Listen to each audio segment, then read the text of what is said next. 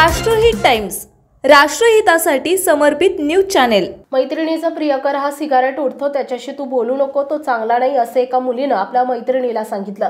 तिने ही बाब या मुलाला सांगितली। त्याचा राग येऊन या मुलानं 14 वर्षाच्या अल्पवयीन मुलीला बेशुद्ध पडेपर्यंत मारहाण केल्याचा प्रकार समोर आलाय।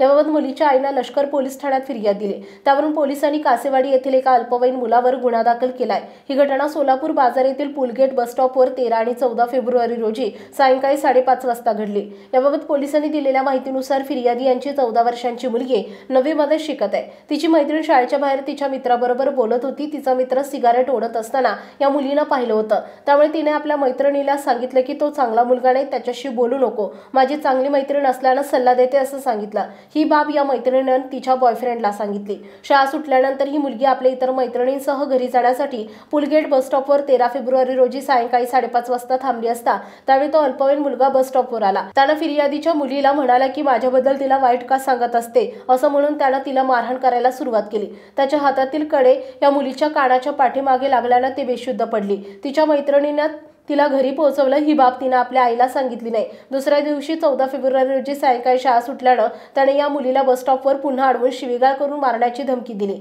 त्यानंतर घरी गेल्यावर तिनं याबाबत आपल्या आईला माहिती दिली। लष्कर पोलिसांनी गुन्हा दाखल केला असून पोलीस हवालदार सचिन खोलासे तपास करत आहेत।